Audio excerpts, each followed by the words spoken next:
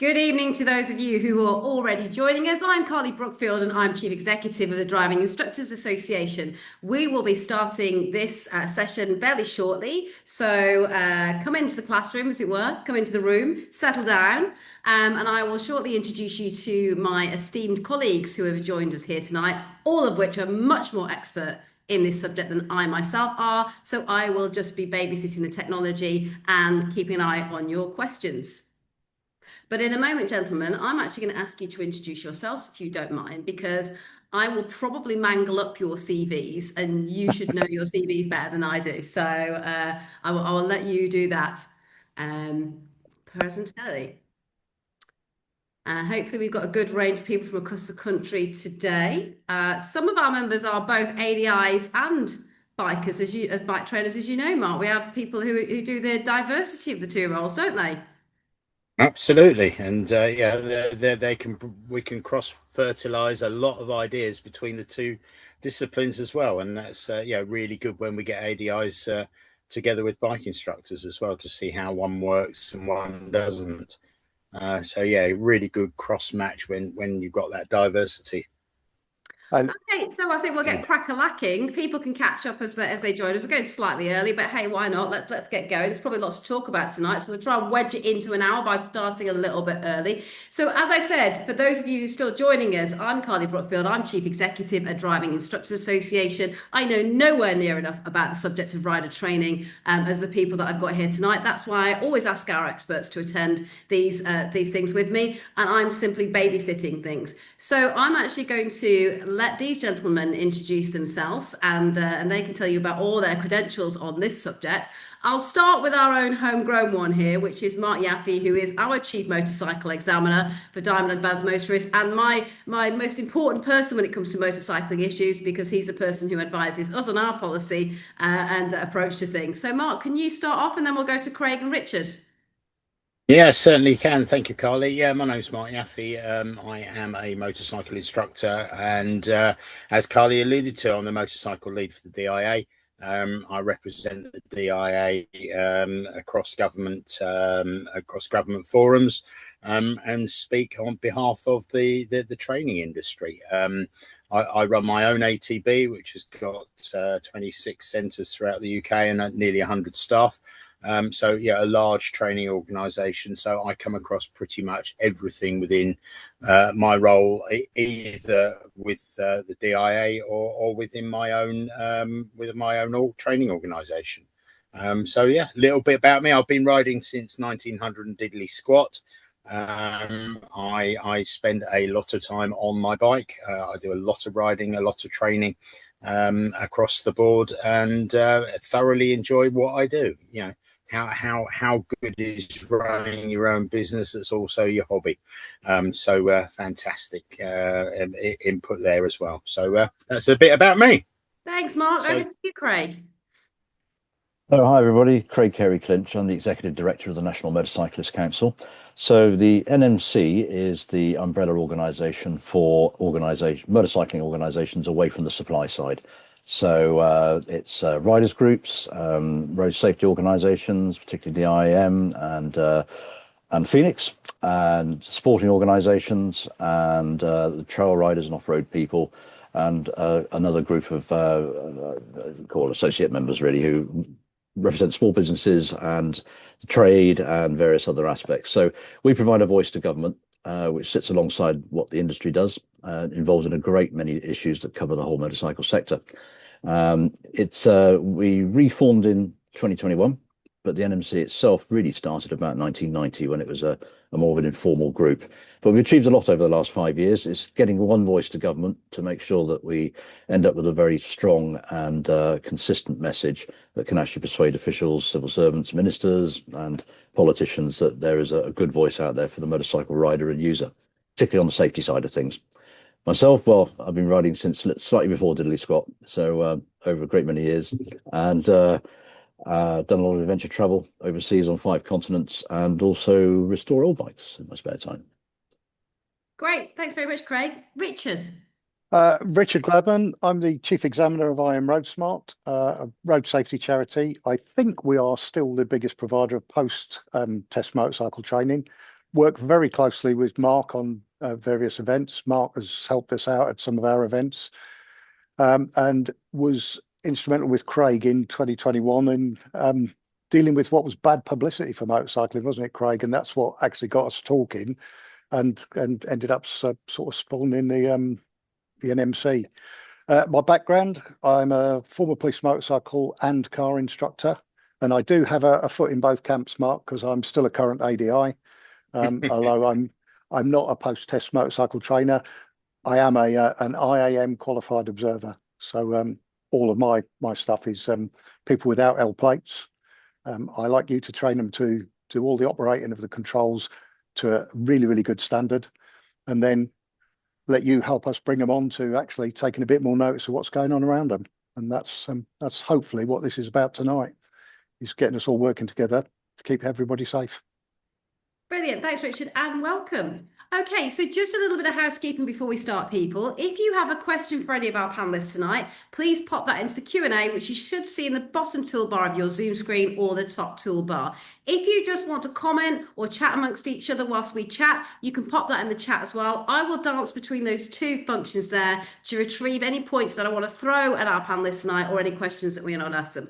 Otherwise, we'll keep most of the questions to the end if we can, just so we can stick to time. But if I think you've got a burning question, I think it's very relevant to what the panel are speaking about at the time, I'll throw it to them as well. You can also express what you're feeling throughout this seminar with some emojis. Zoom has now got some emojis in there, so you can give us a thumbs up or whatever, tell us what you're thinking or feeling. If you have any problems with the technical end of things tonight, pop that in the chat and I will try and resolve it as best I can. Probably what I'm going to say, those computer says no and turn it on and off again, like every IT person in every IT department I've ever worked in will tell you. Okay, so guys, off we go. How are we going to make motorcycling safer in the UK? Yeah, it's a really good question, and the three of us have been chatting throughout the last couple of weeks about how we can do and what we can do. Just before we came on air, we were talking about the latest provisional road safety statistics that have come out, and unfortunately, it's not a particularly good figure for motorcycles. Although what we don't know is we don't know why. And the full stats won't be out for another couple of months. But there are some trends in terms of what's going on. We don't know whether those trends are to do with younger riders, with older riders. The demographic of riders is certainly increasing. And as Richard commented a few minutes ago in our preamble, places, rural areas, single vehicle collisions is probably the highest cause of fatalities on motorcycles. But why is that? Is that training that's not been applied correctly, or is it the mindset, or is it just we're getting older as bikers?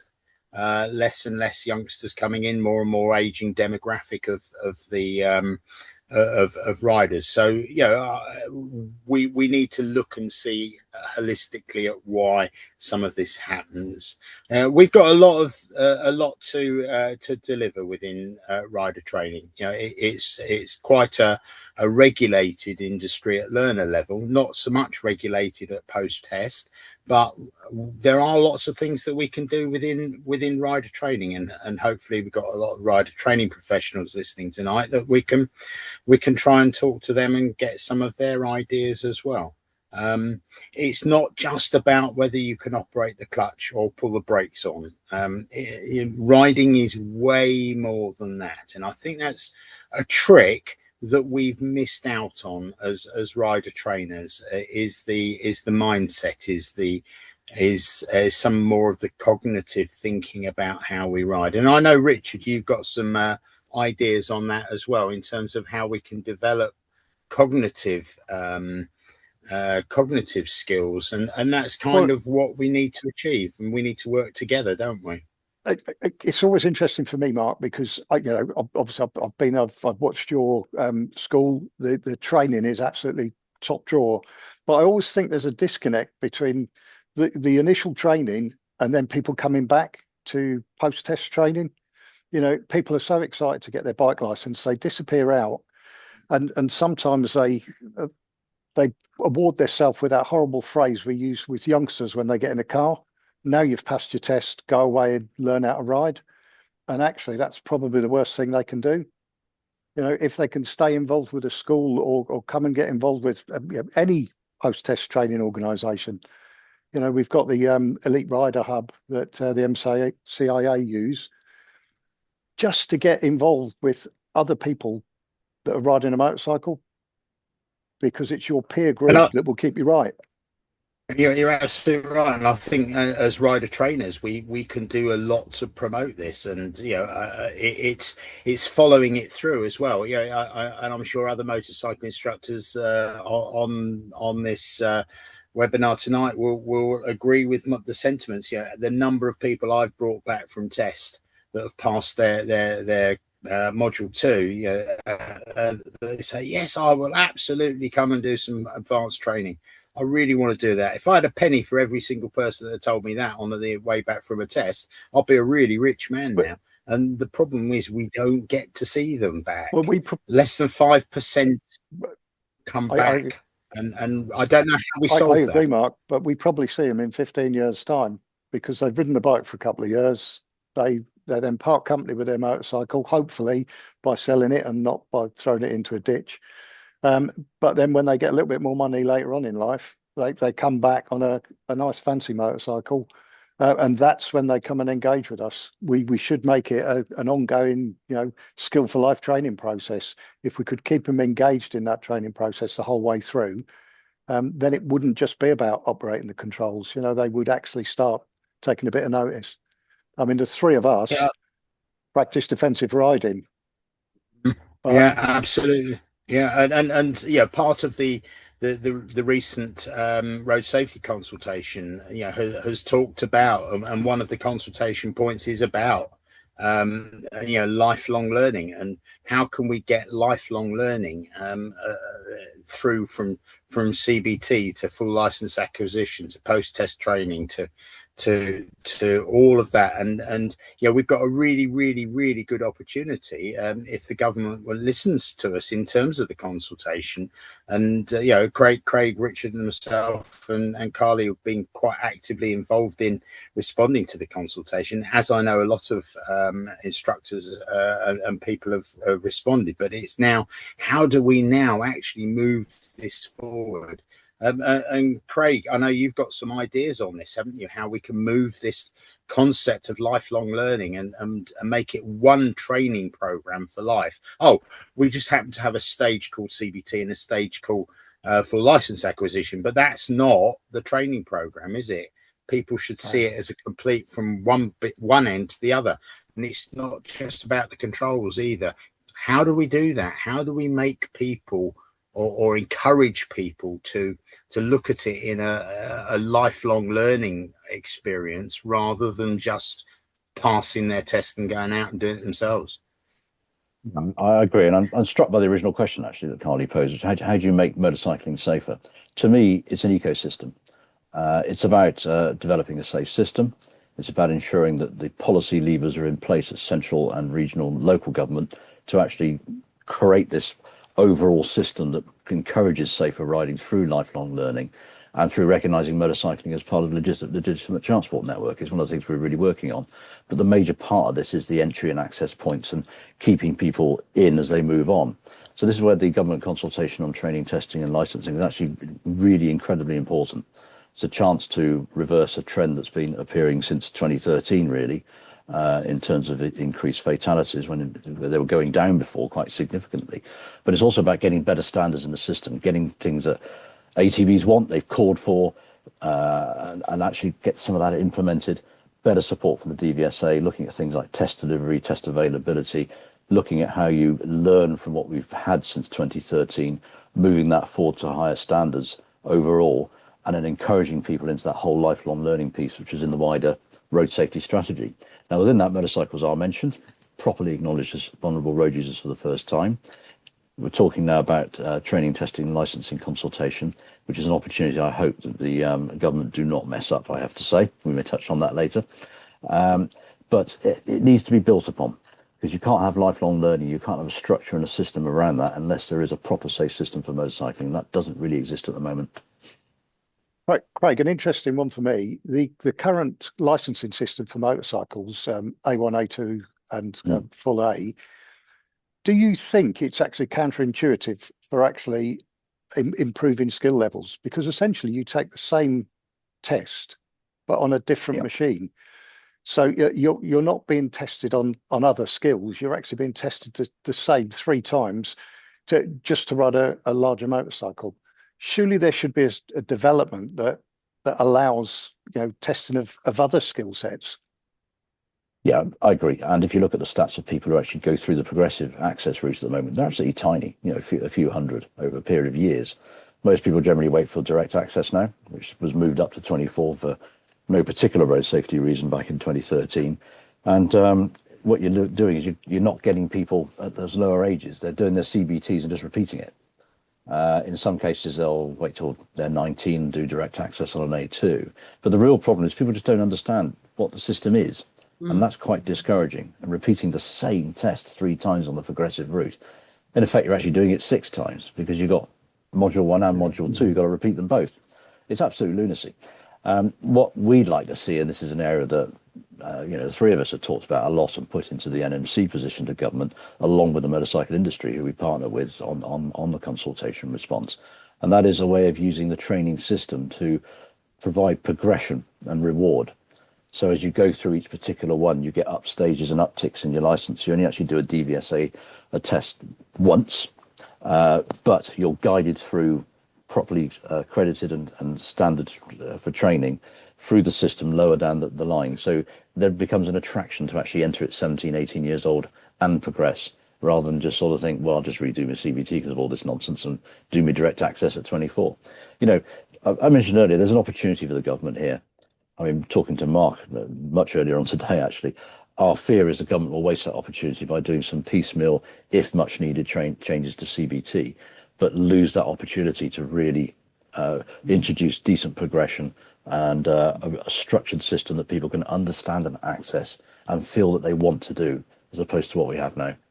Yeah, so certainly I would agree. A simplified system that we all understand, but actually that tests people at the appropriate time in the appropriate way is what we're looking for. People sometimes said, well, you just want to make the test simpler and it's not about safety. It's not true at all. It's about supporting it, making it straightforward, but raising standards. And there's a lot we really have learned since the current regime came in, haven't we, Mark? Absolutely, and we've got a really good training network. We've got the ATB network, which is already set up for doing a lot of this and training riders. And we feel frustrated in as much as that we're teaching to the DVSA standard for it, which in actual fact we know we're real riders. Because we're real riders, we know that's not necessarily what we should be looking at and looking for in terms of how we train people. So having the more responsibility on the ATBs, and that needs to be policed in itself. And there needs to be some more structure around the ATB network to deliver some of this additional stuff, and we can start to introduce different concepts. Instead of the standard DVSA, OSM, PSL, we can introduce the concept of IBSCA and slightly different positioning. And everything else in terms of that. And I think that's going to be a lot easier to put in place than getting the DVSA to change to motorcycle testing that is actually the way that we want we ride as real riders rather than as learners, and try and remove what one of you said earlier on. I think it was, I can't remember, it was Richard, but that when you get your license, that's when you start learning. Well, let's bring that further forward in the process. Let's get that earlier on, and we've got a massively good network of trainers, and we can develop on those training networks with some more standards. But the thing that we need to be recognizing is there has to be a business advantage because at the end of the day, motorcycle training is a business, so is driver training, and yeah, we've all got mortgages to pay, so we need to develop and encourage ATBs to invest in that rider training piece, by giving them a potential commercial advantage. Now, as part of the consultation, there is a real opportunity, I think, to be able to develop that and take this testing away from just repeating it 3 times. It will do several really good things for us, because what that will do is that will free up DVSA resource to be able to deploy for more tests. And you know, as rider trainers, we're not in as bad a position as driver trainers are in terms of waiting lists, but we're still not really, you know, it's still not particularly good. You know, and you know, but if we can free up some of that examiner resource from the DVSA to be able to plow back into a single visit to the DVSA through the license acquisition process, and the rest can be done by training upgrade, and that training can look a little bit more like a post test option rather than a learner option, and try and develop some of those skills and include things like mindset, include things like cognitive behavior in it all, rather than just teaching them to let the clutch out slowly. So yeah, massive opportunities here if we get it right and the government listen to us. Yeah, and that's what we want to try and achieve.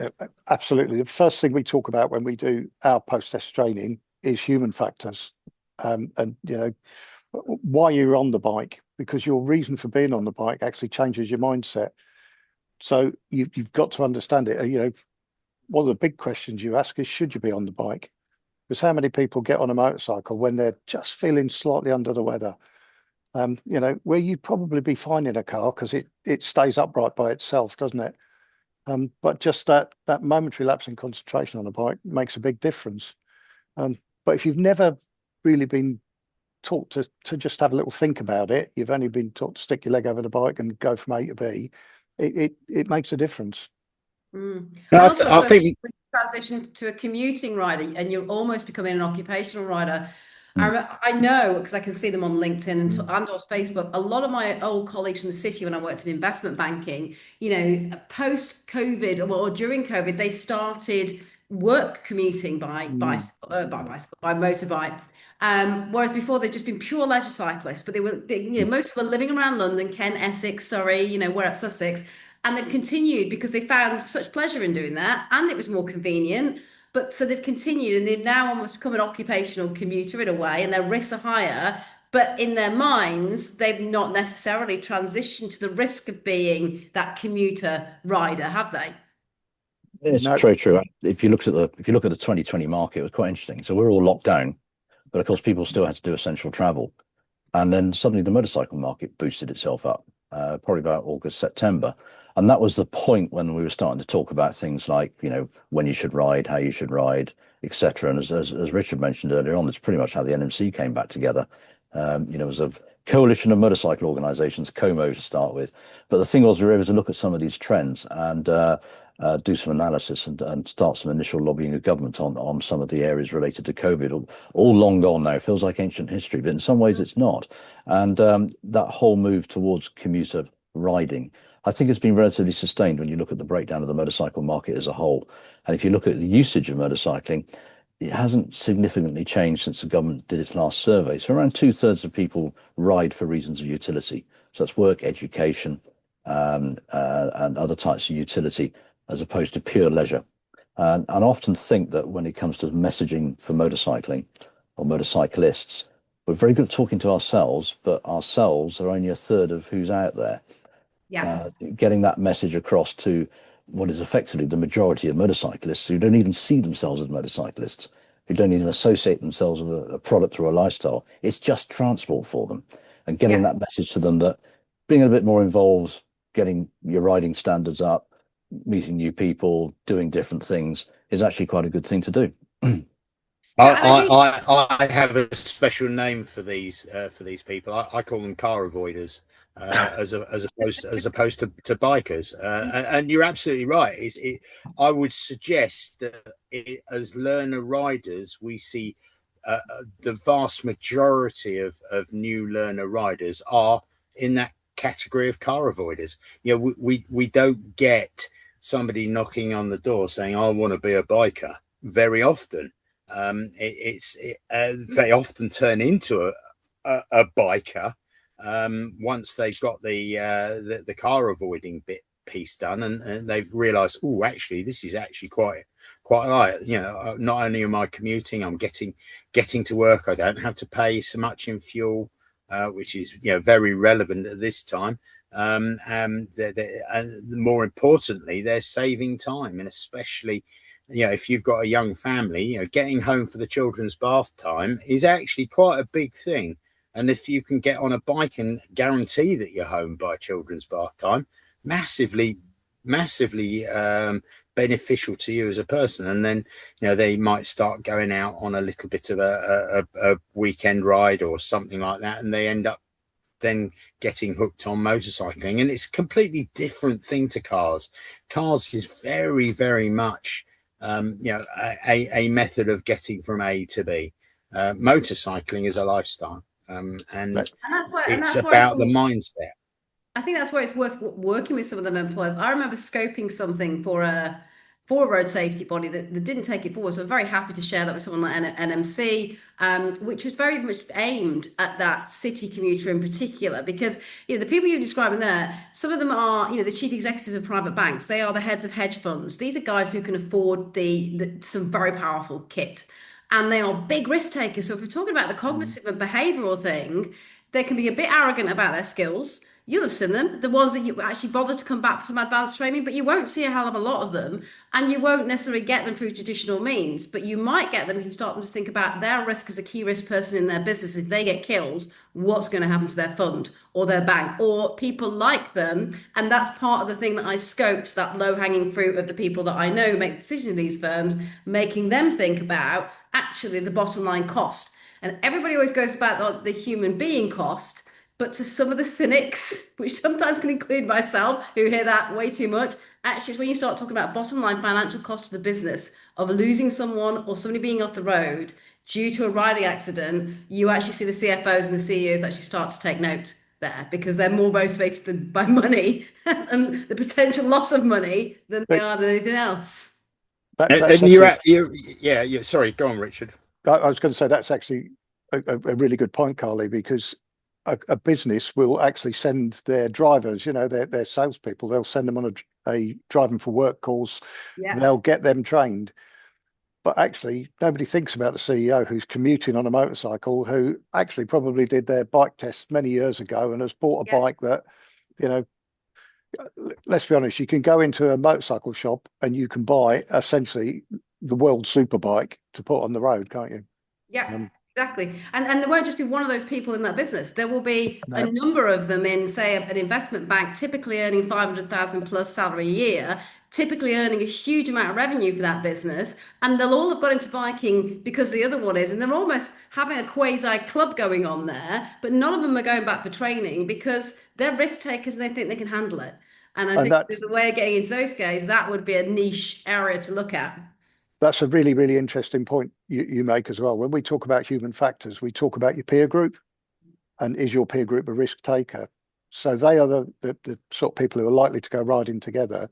So you've actually got your worst nightmare there, because you've got a group which is made up solely of risk takers. Yeah. Because normally you've got Captain Steady when you go out motorcycling, and you've got, you know, Mr. Full Training, and you've got the one that's a bit of an idiot. But actually, if they can all have a propensity to be a bit of an idiot, you've got your worst nightmare on the road. Yeah. Craig, I will share with you and we've a few years ago. I think it might be useful to NMC. It would be. I mean, to add to that, the reason why it's particularly pertinent at the moment, the NMC has actually commissioned a project from one of the major research consultancies to recreate the old DFT compendium of motorcycling statistics. Now, this was an amazing bit of kit that all researchers and policymakers used up until the DFT canned it in 2013. And since then, I think we've lost a lot of the understanding and the access or easy access to data that can actually help make policies.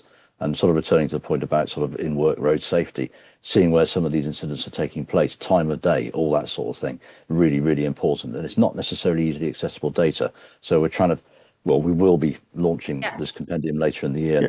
Anything we can add to that to make it more useful to people who are researching, the better, really. So we've got a really good live example of exactly what we've been talking about. So we were approached by a very well-known company in Bristol about this time last year. One of their factory workers was killed on a motorbike while he was out riding, and what they wanted to do was give some advanced training to every one of their factory workers. There's 190 people on this particular site, of which there was about 15 people that rode bikes for leisure or commuting. So we took them through a period of post-test training, up their skills, gave them some opportunities to develop their riding skills. As a result of that, we were asked back to deliver training to every single employee in that factory that drove a car, in terms of how, why car drivers don't see motorcycle cyclists, and this is something, Carly, I want to talk about at the DIA conference potentially, in terms of how ADIs can help motorcycling, but the knock-on effects of this fatality, it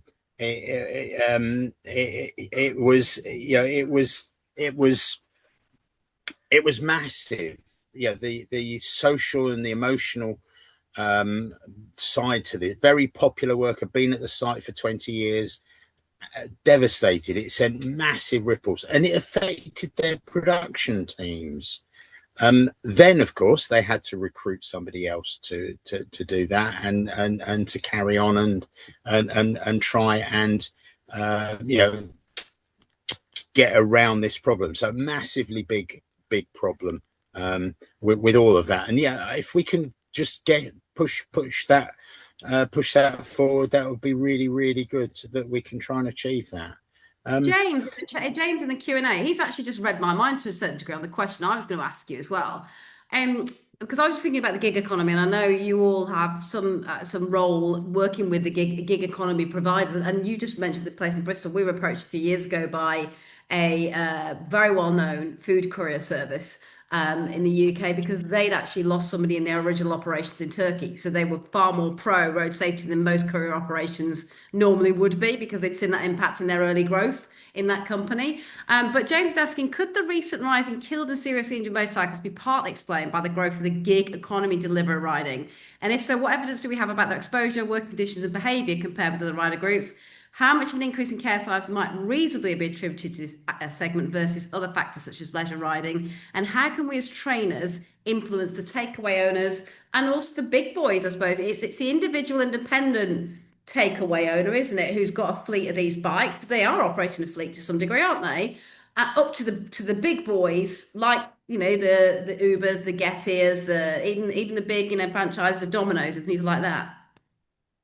So this all goes back, and totally, James. We've been discussing this for a long time.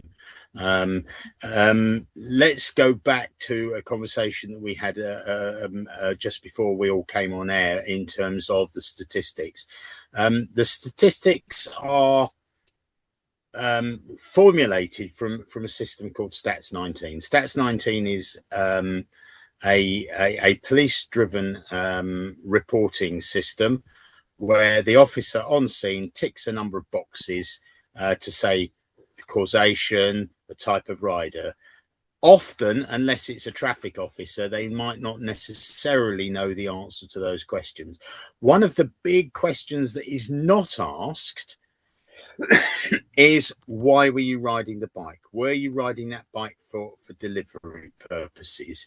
So therefore, we don't know actually if that rise is as a result of gig riders. Anecdotally, we suspect that there is certainly an influence in those figures. But from a statistics point of view, we can't pinpoint it. In terms of going back to working with the delivery economies, I've been doing a lot of work with Hannah from the Transport for London team. She's part of the behavioural change team at Transport for London, and TfL have actually launched a code of conduct for the big delivery operators. The big problem is that the big delivery operators that operate underneath a self-employed basis for their courier riders, they can't mandate additional training for these riders because that could potentially lead them down a different business model route. The other thing, we've done a lot of research, and Elizabeth Box from I can't remember which university she's from, one of the ones in the Midlands. It might be the Milton Keynes one, and the name escapes me at the moment. They've done a big survey on this, and this was presented at the Road Safety Conference in February last year. That it's not just about training and or anything else. It's down to how the delivery apps themselves work that puts pressure on these delivery riders. They get an increase in their pay when the weather is poor and at night. You know, what bit of road safety does that fall under?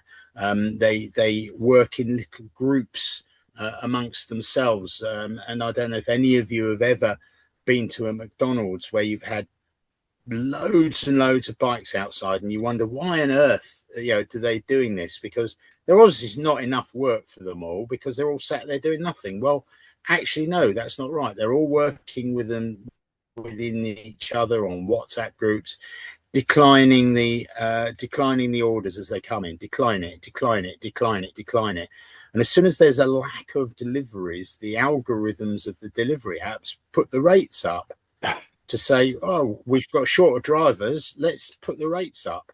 And all of a sudden they go, yes. They accept it on 3 different apps because there's no working between the apps. So you can be signed on Uber, you can be signed on Deliveroo, you can be signed on any of the delivery apps, whether it's Stewart or whatever, without knowing that you're working for the other people. So it's not just about rider trainer.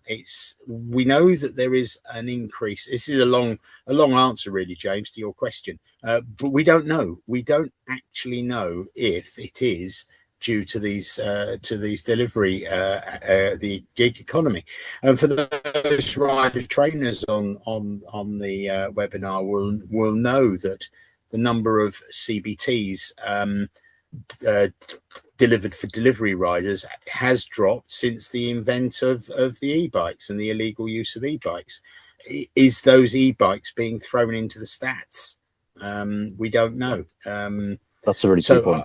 Any of the other panelists got an idea on this? Yeah, in terms that's a long answer to the fact that we have been looking at this in depth with the DFT as well. It's an issue that vexes everybody, apparently, including the government, that they haven't yet acted. So the industry put out a very good document the other week, which is a guide to enforcement on illegal high-powered e-bike use, which is probably about time. We know what's going on, and Mark, you outlined it in some great depth, but it's the overall uptake of people riding these bikes. And you have to ask the question, why? Well, because we've made it cumbersome, complicated, difficult to understand, expensive to do it the legal way. This is one of the consequences of going down the route that we have done. But we're not just looking at delivery riders. There's more informal stuff going on. And I think the problem with Stats 19, as Richard pointed out, police are trying to do these things sometimes under duress in very difficult circumstances and situations. So they're not always going to get it right. And given that some products do look like small motorcycles, I can see why we could be seeing a conflation of figures within this. And again, it's something we may find out a bit more of when we do get the overall stats through in a couple of months' time, but it's an area of concern. Liz Box, you mentioned her. She just started her own consultancy, actually, but she's done some really good... RAC, and now she's gone. She's done some exceptionally good work on all this. Hannah at TfL, and Also, or someone else, they did a very good piece of work on working conditions for gig economy riders. And there seems to be a correlation between how people are behaving via the apps, depending on whether they're independents or working for an actual business, where actually the terms and conditions of employment are much better. They're better supported. They're getting the safety kit. They're getting some degree of monitoring. So to a degree, and I'm surprised it's something the unions haven't taken up already, actually, some element of restructuring within that industry is going to be one of the ways to improve safety and get these people into training and riding. Yeah, James is just saying he's been working with Dr. Chris Burgess in Exeter University. That's it. Yeah, that's one of them. Yeah. Okay. There's a few people. Yeah, so I think James, your question, James, that you've just posed, I think we've answered. We totally agree with you. It's not just about rider behaviour; it's the way the apps work, definitely. And if we can do something about that, it will definitely change things. So hopefully we've answered that as well for you, James. Craig, something that I know is close to your heart. We haven't mentioned your disvirtuous circle in relation to motorcycle safety, but I do think it's a point worth bringing up, because if the figures are going up, what we've tended to find in the past, and I'll let you go into it, is this all links to the safe system. So I've been doing a lot of work recently with colleagues at the NMC, because we're all sort of sitting there thinking, are we saying the wrong things to government? I think the answer is probably no. It's whether they're listening to it and they're not. So, the old thing again, the definition of madness, keep doing something 100 times and get the same result. So we're actually doing a bit of a review at the moment to see where messaging and technique are different. But I think one of the areas is definitely how we're regarded in terms of the whole safety paradigm. So we don't really have the safe system, because what you tend to have is a sort of thought process, which I think in many cases is unconscious, which is motorcycle safety is a problem. So if we do anything to support motorcycling, I'm talking about the wider policy sense here, then that may mean that more people will ride and have accidents, and that will be a bad thing. So we can't maybe do things like allow motorcycles access to bus lanes in cases it encourages them. So, and then you come back to the beginning again. Oh, motorcycle safety, it's a problem. So really, it's about this safe system thing.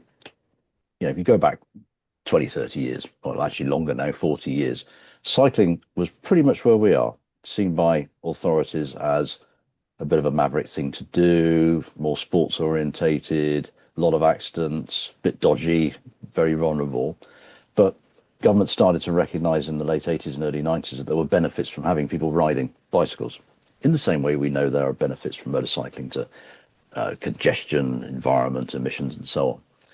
And what they did to improve safety was to reduce vulnerability by embracing them as a transport mode.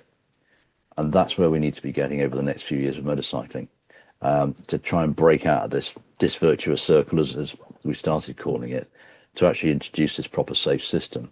But it will need a ground shift in a policy that government pursues, which is largely based around collectivisation and decarbonisation when it comes to transport.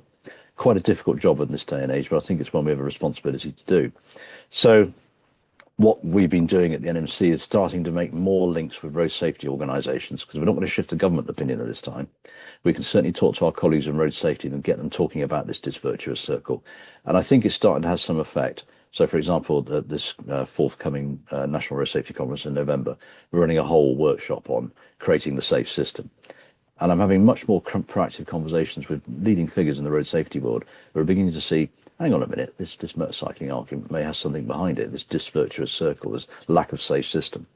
So bit by bit, we'll hopefully get there. But, it's a circle we have to break, we really do. I mean, do you think, because I don't spend as much time in your world as I probably should, but I trust Mark to do that job, and I rely on the expertise of other members who are motorcyclists as well. Do you think there are other stakeholders? Because I know in my bit, particularly the young driver bit, I think one of the biggest challenges is it's full of road safety bodies talking to each other and not actually where it matters. So every conference you go to, it's the same people quoting the same stats, talking about the same solutions, and their actual audience reach that they should have, they haven't actually got in terms of the parents, the learners, and things like that. Or they go and talk to government, and they very much have a baby bird mentality that government is mother bird and we're just looking at you to do something, when actually there are other stakeholders that could do much more. And that's my big thing is you guys just spend all your time in these meetings and conferences. I'm going to go and talk to these people over here that I think might be able to do things like insurers, like manufacturers, like mum and dad directly. Do you think that kind of approach, like employers, like we were just talking about before, employers, not just in the gig economy, but anybody who might have a ride of work, because myself and Mark had that conversation a few years ago with Highways England about doing exactly that project that I'm actually happy to share with these guys what our thinking was at the time because they never took it forward. But do you think there are other stakeholders that we should be spending more of our time with, like the manufacturers, like the insurers, because they actually can do things that are almost mandatory in terms of the influence on the right, and they've got more touch points because somebody's not going to go back to their licensing body like DVLA or to DVSA for something over a long period, particularly not motorcycling, but they will go back to motor manufacturers, they change bike, and they will go back to an insurer as they change policy. And are those some of the stakeholders we should be, really spending some time with? I'm sure you already do, but what is going to shift the dial with those guys to do more? We definitely Richard, you've done a lot of work with this in terms of insurance companies, haven't you? We definitely need to be speaking to other people outside of our group, because it's all right us speaking within our group and all nodding because we're on the same page. The NMC is all on the same page, but we do need to break out of our group and we need to get other people starting to listen. I mean, we work with one insurance provider, but we speak to a lot of insurance providers. Something that a really, really simple thing to change, Mark, that we spoke about beforehand. There isn't a single electric motorcycle that you can take your test on that will give you a Category A license. Now, they're all very powerful machines, but they don't meet the power criteria for that. We've got to break out of that because at some stage, we're not going to have any motorcycles that you can pass a Category A test on. So there are other people we need to start talking to. We need to make sure that the industry's listening to us, but actually we need the industry to start talking to the DVSA, because we need to start changing the way that we're doing things in motorcycles. These Surron things that we see people riding, apparently you can ride them legally in the UK if you can get somebody to insure you, but of course it's almost pardon? You just have to register them. Yeah. So this is where talking to the industry is important, so that everyone's complaining about illegal Surons. Well, they wouldn't be so illegal if they were registered before they were sold. But most of them are actually just coming in, from wherever. They're getting on the road, and unfortunately, as we found at the end of lockdown, that got the NMC together, motorcyclists get a bad press when anything that looks like a motorcycle is behaving badly. A group of motorcyclists standing together having a laugh in a high street gets a bad press because it's a gang of motorcyclists hanging around. And we've kind of got to break away from that a little bit. We've got to start being, the good guys, because actually motorcycles can be the good guys. When you see these runs done at Christmas with all the Christmas present for the kids, when you see the gentleman's run, all of this sort of stuff is the sort of stuff we should be looking at. Yeah, bikes is a good example of that. Yeah. We need to break the bad boy image and make people realise actually we are the CEO of the bank riding to work. We are the postman going to work. We're actually part of society, and we just want to be accepted like that. So you're right on that. It's interesting because I was going to say it's interesting because we have we do talk to different organisations and people, but it's structuring around that a sort of unified way of looking at things. I'm a great believer in partnerships, and I also think the lobbyists should be less competitive amongst itself to actually come together with unified messaging.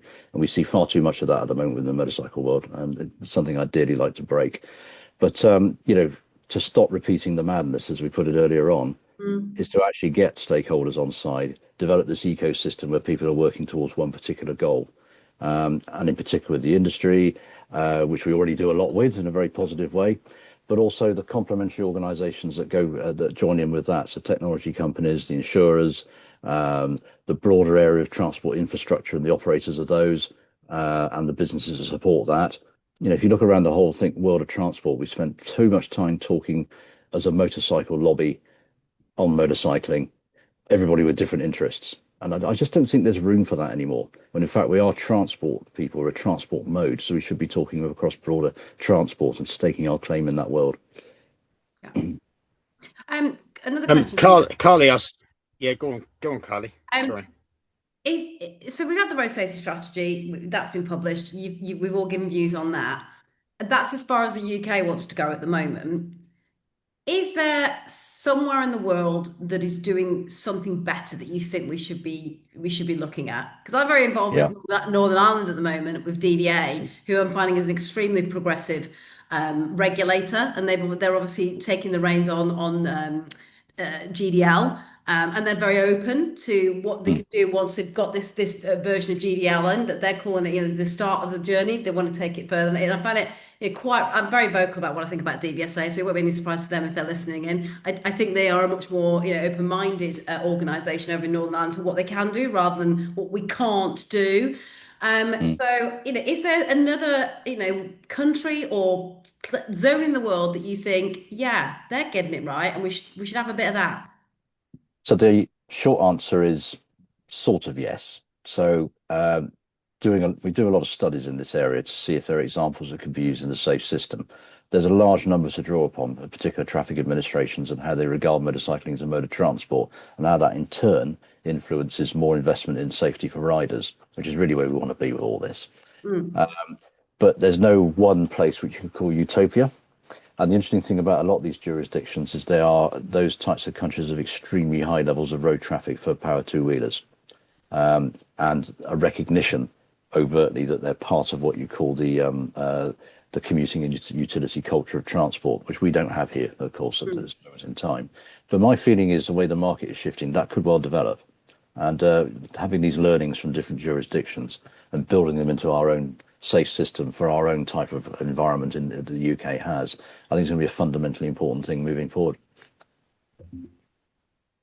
Yeah, Mark, sorry, what were you going to say before I really interrupted you before? No, it's all right. So something popped up in the chat, and I can't actually see it. It was a question about rider trainer organisations, and I can't see where it's disappeared to. So it popped up, and I don't know whether it was me, but I think that it was. Why isn't there an association for rider trainers? Well, we've talked about this quite a lot, Craig. In doing this, the big problem we've got is there are so many different opinions within it. The DIA has got the largest number of rider trainers in any organisation that there is at the moment, and we need to develop that more in terms of being a voice for the rider training industry. But I already do that as well. I could work with NMC because DIA is quite different in that it's got one head of one shareholders really, so we can do things in a little bit more of an agile way and make decisions. Maybe there's a conversation for us to be had with NMC about equipping them with our benefits to be able to have a rider trainer offering, which is part of NMC. And maybe we get to a much larger mass of rider trainers joining that way that benefits us all and makes us a more powerful lobby in that respect. That would be wonderful. And that's exactly what we talked about, wasn't it, Craig? It was to how we can develop this. And reviewing things as they were in the past. So the old NMC, as we call it, back in the 90s, we did have a sort of rider training group, but it was very difficult to get consensus on much. So the industry had a go. MCI had a very good go, in fact, and did produce some quite good products. And the Elite website was part of that. But again, I think the issue was that because it wasn't rider trainer led, I think it sort of got viewed by some as a sort of competitive thing with people with their own agendas. I think the question actually said that. Whereas I think if we were to try again, and I would like to, it would have to be something that comes under what we're doing, but led by trainers, absolutely, because at the moment we're doing the best we can, but we rely on Mark, we rely on some other trainers to really guide us on the technical side of things, and for post-test, obviously the IM, who play a very important role in the NMC. But yes, we should talk. Yeah, I have no problem with white labeling elements, and we do that with other organisations because we'd rather help grow both our membership base and the services we can offer them by working with other partners. then say, no, we have to do all this on our own. We have to launch our own products. Sometimes doing a lot of that is a distraction from what we do as a membership body for our members. And if we can utilize the lobbying power of NMC so that doesn't become a distraction for us and you've got more expertise in that space, we can focus on the bit that we do very well in terms of the membership servicing side of things and the products that we have in the individual trainer membership servicing things as well. So I think, definitely have a conversation about that. And the more we work together, I'm sure the more powerful we are holistically as a lobbying body. Well, it's all part of the network, isn't it? But it has to be led and directed by trainers themselves. Yes. There's no point in the rest of us telling trainers what they will be doing. That doesn't work. Trainers know what they're on the sharp edge of it. They're on the coal face. They're the ones that should be guiding the policy. It's what they need in their daily lives, as well as the policy piece as well, that I'm very interested in what ways can we support the ATB owner and the signal trainer as well, and give some thought to that. So very happy for us to work collaboratively across the piece there. Is there anything else? We're just coming towards the end of the session now.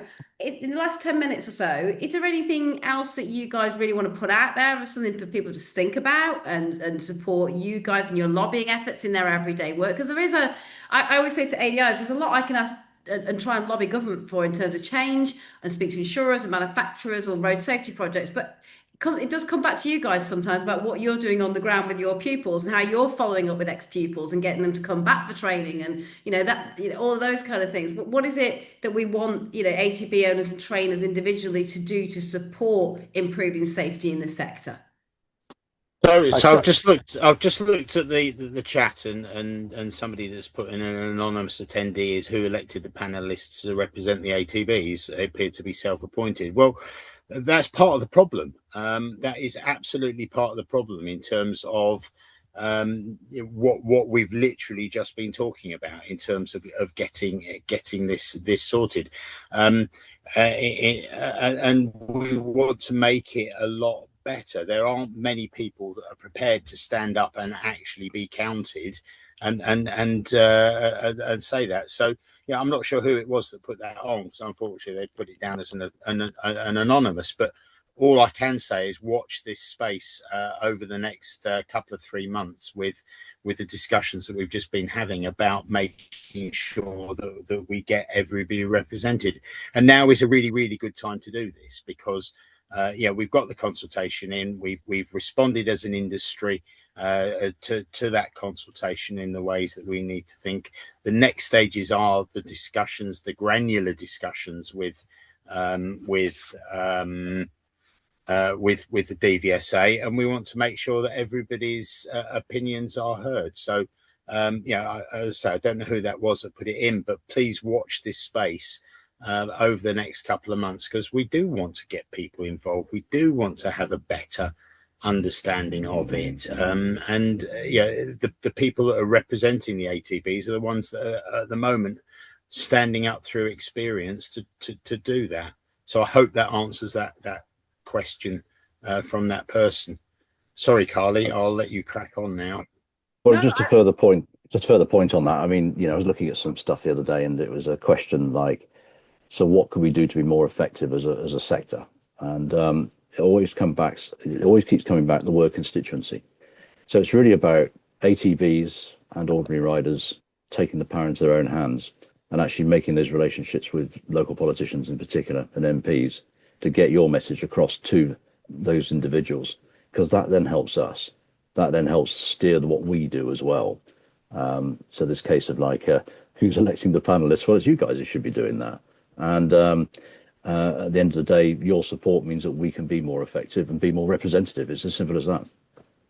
Yeah, I mean, I suppose a thing I always say to ADI groups that I talk to as well is, volunteer yourself then to some of the larger organisations, because in terms of individual ATBs having representation, well, government does see that they should do that through the larger stakeholder bodies, because otherwise they would never be able to host the kind of conversations that would take in everybody and every individual. So there is a need to have collective groups doing representation.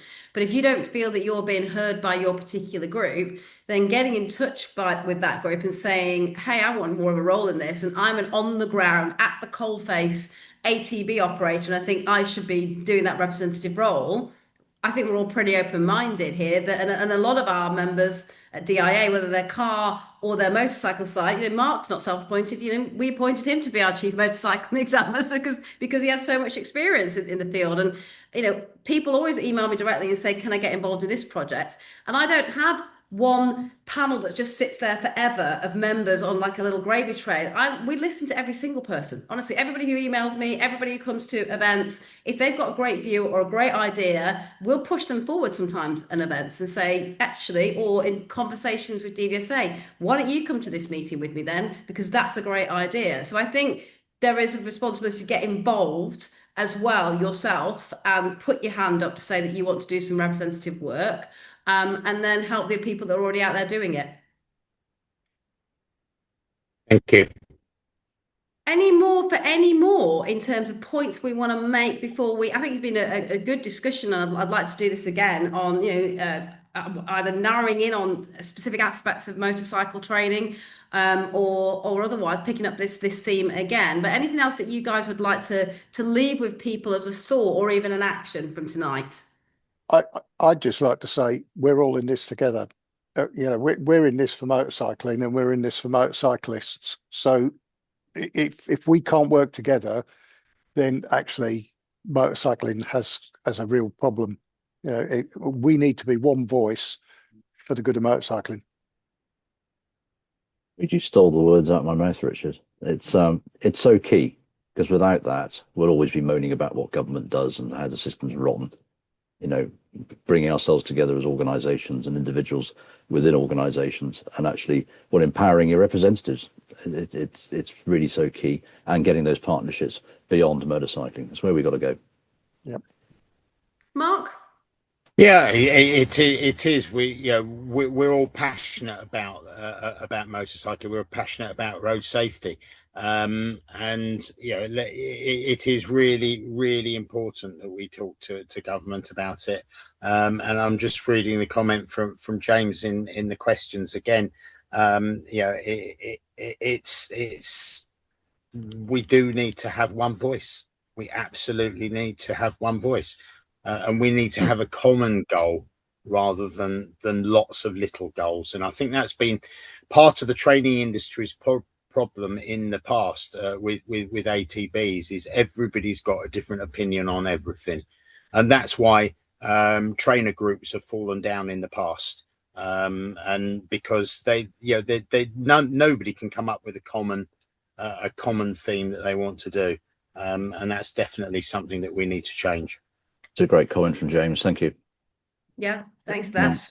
Well, do you know what? I'm going to have you lot on again, because you've actually achieved something we don't normally achieve in Motormouth, which is to end bang on time for once as well. So thank you very much, Richard, Craig and Mark, and thank you very much as well for everybody that's given up their spare time in the evening to come and spend time with us tonight to discuss how we can make motorcycling safer in the UK. I'm sure this discussion could go on forever regardless, but I'm sure we'll run it again for that purpose. And in the meantime, we'll all find ways that we can try and work more collaboratively with each other, I'm sure. But if those of you who are in the audience tonight want to get involved in those efforts, then please get in touch with one or the other of us through the various means that you can find us online, and we'll hook you up in the most innocent way.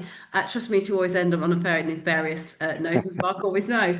We'd certainly like to hear from people about how they'd like to work in representative roles. In the car side of things, we have the National Association Strategic Partnership, which is the three main ADI associations that work together, and I take over chair of that next month.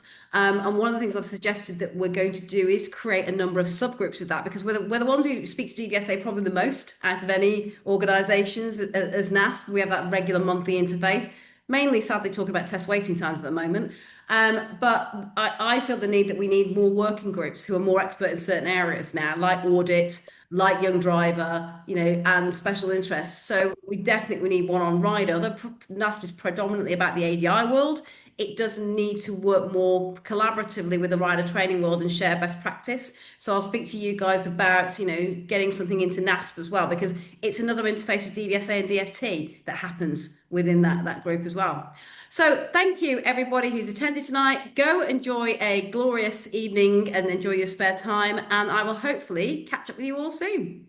Thank you all very much. Bye bye. Take care, everybody. bye bye. Bye bye.